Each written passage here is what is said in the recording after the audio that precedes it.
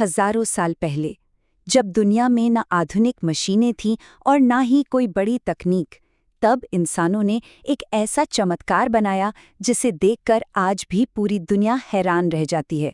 जी हाँ, मिस्र के महान पिरामिड। आज के इस विशेष विश्लेषण में हम इसी अजूबे की गहराई में उतरेंगे। ये सिर्फ पत्थरों के बेजान ढांचे नहीं हैं, बल्कि इंसानी क्षमता की वो मिसाल हैं जिसने सच में समय को मात दे दी है। तो चलिए सबसे पहले बात करते हैं इस प्राचीन चमत्कार के। आइए जरा उस दौर की कल्पना करते हैं। एक तरफ हजारों साल पहले का वो समय जब निर्माण के लिए ना तो कोई क्रेन हुआ करती थी, ना कोई बड़े बड़े बुलडोजर्स और ना ही भारी वजन उठाने वाली कोई आधुनिक मशीनरी। सिर्फ इंसान थे और उनके बेहद साधारण से औजार। और दूसरी तरफ है एक ऐसा चमत्कार जो आज के सबसे बेहतरीन और काबिल इंजीनियरों का भी सिर चकरा देता है। आगे बढ़ते हैं और इस अद्भुत इंजीनियरिंग के रहस्य को समझने की कोशिश करते हैं। अब जो बात सबसे ज्यादा चौंकाती है वो ये है कि इन विशाल पत्थरों को उसी जगह से नहीं निकाला गया था। कहा जाता है कि इन पत्थरों को सैकड़ों किलोमीटर दूर से लाया गया था, वो भी चिलचिलाती धूप और चारों तरफ फैले रेत के समंदर के बीच। जब आधुनिक पहिए तक का आविष्कार ठीक से नहीं हुआ था, ऐसे में इन पत्थरों को मीलों दूर से खींचकर लाना सच में किसी असंभव काम जैसा ही लगता है। और हाँ, यहाँ कोई छोटे मोटे पत्थरों की बात नहीं हो रही है। हर एक पत्थर का वजन कई टन था। 1 टन का मतलब है लगभग 1000 किलोग्राम।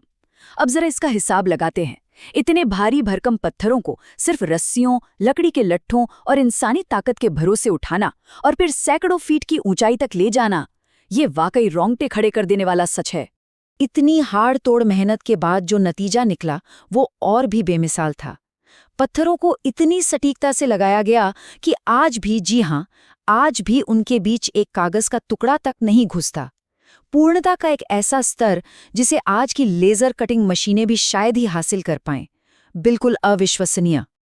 अब आते हैं इसके तीसरे पहलू पर, अमरता और इसके रहस्यमयी खजाने। असल में ये पिरामिड कोई साधारण मकबरे नहीं थे। ये थे मिस्र के राजाओं, जिन्हें फराओ कहा जाता था, उनकी अमरता का एक भव्य प्रतीक। उस प्राचीन सभ्यता में लोगों का ये पक्का विश्वास था कि मृत्यु के बाद भी फराओ की आत्मा जीवित रहती है। उनके लिए ये पिरामिड मौत के बाद की उस अनंत यात्रा का एक बेहद अहम वाहन हुआ करते थे। और इस अनंत सफर के लिए पिरामिडों के अंदर एक पूरी रहस्यमयी दुनिया बसाई गई थी। अंदर छिपे थे भूल भुलैया जैसे गुप्त रास्ते, अंधेरे और रहस्यमयी कमरे और बेशकीमती खजाने। दिलचस्प बात यह है कि इन खजानों की रक्षा के लिए सिर्फ दरवाजे नहीं, बल्कि खतरनाक श्राप लगाए जाते थे। ऐसी मान्यता थी कि इन श्रापों के डर से कोई भी लुटेरा वहां तक पहुंचने की हिम्मत नहीं करेगा। और अंत में बात करते हैं इस पूरी अनसुलझी पहेली की। इन सब में जो सबसे ज्यादा हैरान करने वाली बात है वो ये कि पिरामिडों की दिशा आसमान के तारों से बिल्कुल सटीक रूप से मिलती है। बिना किसी आधुनिक कंपास या जीपीएस के ये पृथ्वी की चारों दिशाओं को इतनी सटीकता से दर्शाते हैं कि तारों के साथ इनका ये तालमेल एकदम अचूक है। ये बात सच में दिमाग को हिला कर रख देती है। और यहीं से जन्म होता है उस सबसे बड़े सवाल का।